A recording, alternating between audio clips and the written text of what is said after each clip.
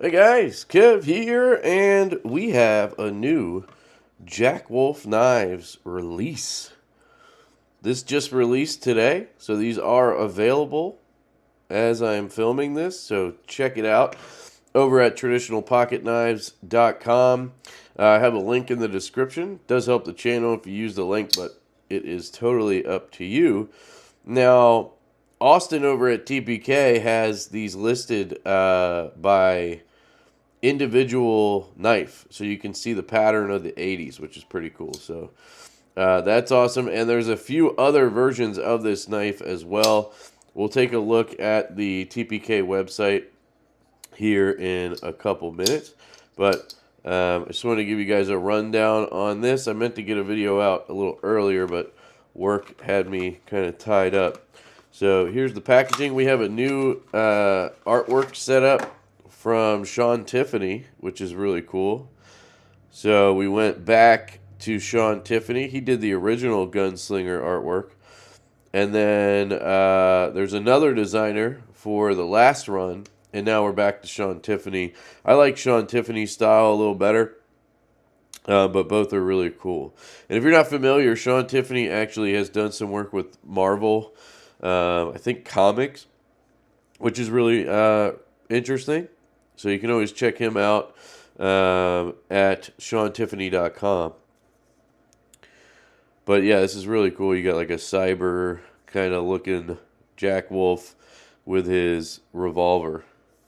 And as usual, the knife is going to come with the POG, the matching POG, which is always cool. You're going to get a nice blue cloth. If you guys aren't aware, this is where we got the idea to do Divo cloths. Do a nice big 12 by 12 cloth.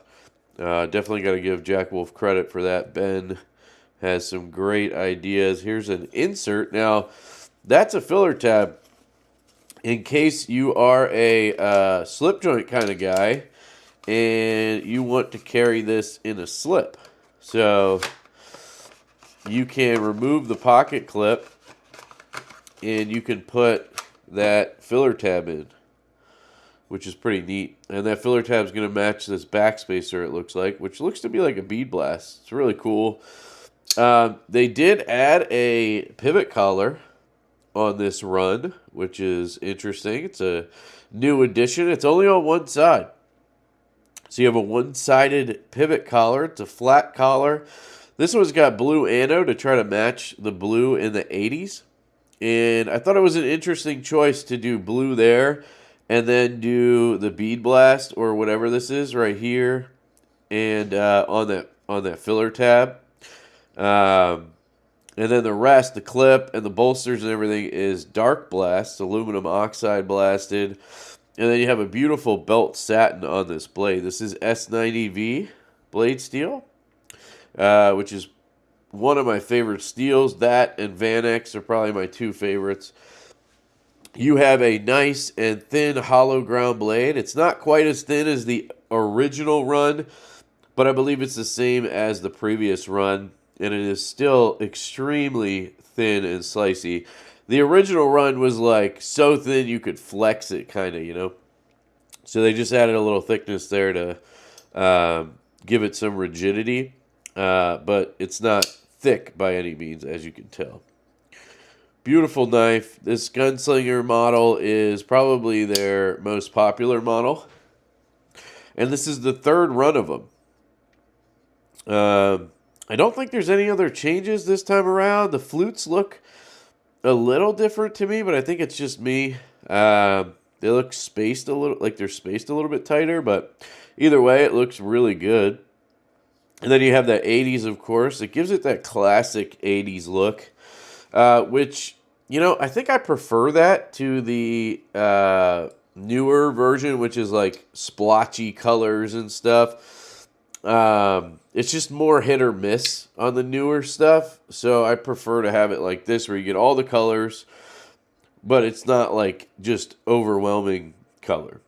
I don't know. What do you guys think about 80s? It has been an interesting past year or so with Camo Carbon. I feel like they've been hit or miss with their material, and I know that because I work with them and we do a lot of camo carbon models. And it can be a little frustrating sometimes, but this looks really, really good. Gotta give them credit there. Really nice knife. If you guys have seen the Gunslinger before, you'll know it has a fantastic reverse flick. It's got that fuller there on both sides, and it just fires out, man. It is, oh, man, it is a pants creamer. If you guys have been with the channel a while, you'll know what that means. It means it's absolutely money. Really, really nice. You do have the front flipper. It is the same style front flipper as before, and it still has the jimping that cuts off here and then that nub at the top. I do wish that jimping went up and around, just so it would be potentially easier to grab. Like if you miss it, it hurts, you know. Now I will say I haven't had any problems with there. Just missed it, and it kind of hurts when you skip off of it. If there was jimping up there, I'd be able to grip that. But one of the things you guys might know about Jack Wolf Knives is the guy behind it, Ben Belkin. He's a good friend of mine, so hopefully I can speak from a place of experience here. He's a very particular person, and he's very detail-oriented, and the aesthetic was very important to him, is very important to him on these knives, and he wants these to look like basically slip joints that lock, not a pattern of slip joint that is a locking knife. Like that's something we do. If you look at our Lush model, right, this is a Barlow style pattern. If you look at our where's the saloon knife, this is our gun stock pattern, right? These are modern knives, right? Like, yes, it is based off of a Barlow pattern. I mean, to be fair, I actually did not design this after a Barlow. It just kind of came out that way. And then Colin obviously did some magic when we turned it into a locking knife. But anyway, the point is, when you look at this, you don't go, oh, that looks like a slip joint, right? You can see there's a cut here for the lock bar access. It's just different, right? Where, especially this one, it's obviously not looking like a slip joint. It's just got that gun stock pattern to it, as a sort of homage to the slip joint. But it is a modern knife. This is also a modern knife, but my point is, when you look at this, look at the lines, right? You don't have any clip stuff going on over here for reversible clips. Ben's a lefty, and he doesn't even put a lefty clip on it, option on it. And that's not because he doesn't like lefties. It's because when you look at it, it's like, damn, you know, if you didn't know better, you would think that you could just fold this up, right, from that side. You don't have any cutback here for lock bar access. It's chamfered on both sides on the inside, and it is easy to disengage. There's no issue with the access. I'm usually a guy who wants more lock bar access, but I've never had an issue with the lock bar access on Jack Wolf locking knives. The only thing that really gives it away is the fact that it has this front flipper tab right here. That's about it. Otherwise, you would have no clue. Even looking at the backspacer, right, that could be a backspring. So anyway, that's kind of the idea behind it and everything. And that's why some choices were made, like no filler tab here for a lefty side, no lock bar access here, right? And I respect that because the execution is done extremely well, and it doesn't necessarily take away from the performance of the knife. Like, the action is amazing.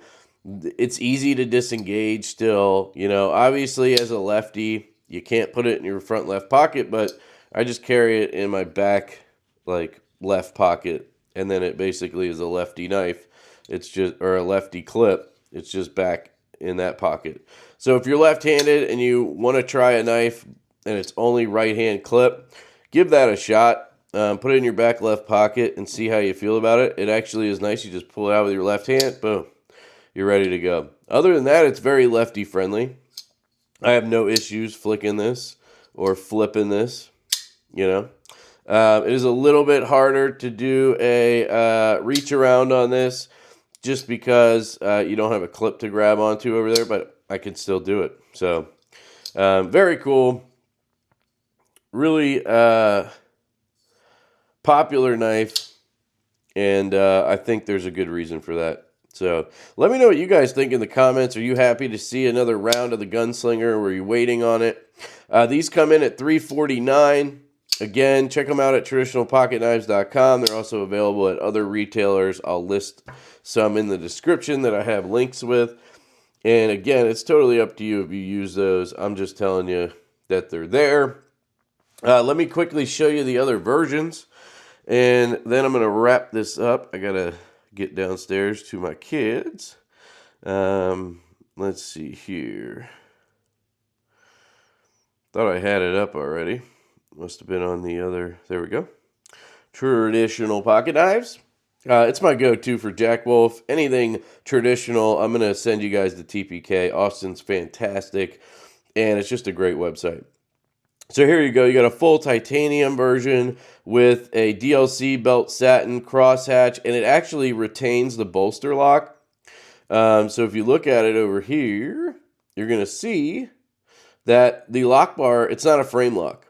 So that's really cool. I kind of want to handle this because I want to understand how they went about this. Let me try to zoom in on it. Yeah, so there is actually I think, a thinner lock bar underneath that scale there. There has to be, obviously. I really want to see this one just to understand how they did that and how it feels. That could be really cool. Is it heavier? Like, I don't know. Those are questions I would be asking about that. So, you know, let's see if we get a weight. Do we get a weight? Or are they all going to be the same? 3.4. So then let's go to the 80s. So he has all the 80s ones listed individually, like I said, so you can literally see which one you're going to get, which is really cool. So you can pick out the one you like the best. The weight on this one is 3 ounces. So yeah, that is the correct weight. 3.4 is not bad at all. Talking about a 3.2 inch blade, so you're right at that blade to handle ratio, and you're a little bit under on the carbon version and probably the micarta versions. So you have a linen micarta, green linen micarta with really cool like gold bronze anode. It looks really neat. Look at that. That looks slick. And that is linen micarta. And then we're going to have we're going to have the ebony wood with hand satin. That one's acid wash. And then the 80s has the belt satin. And then there's actually an exclusive at Blade HQ. So if you are interested in that, let me just show you real quick. I'll put a link to that as well for you. Gunslinger. This is a butterscotch micarta exclusive. I mean, it looks real sexy. Real sexy. Look at that. Polished titanium bolsters. And then you have that butterscotch micarta, and you have a hand satin. Is it available?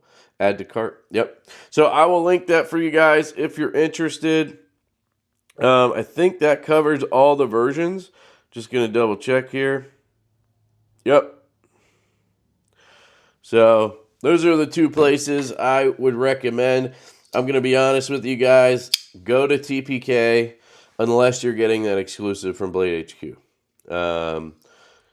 That's just my thinking. I'm not going to sit here and explain why, but I would say pick it up at traditionalpocketknives.com. See Reisner Cutlery unless you want that specific butterscotch exclusive, which is sick. Shout out to Ben. Great dude, and really appreciate his support of the channel, his friendship, and this community is amazing, guys. I love Ben. I love Austin at Traditional Pocket Knives. It's really cool to see good people doing good things. So, I would love to hear your thoughts in the comments. And just, whether it's about this knife or in general, tell me what's going on with you.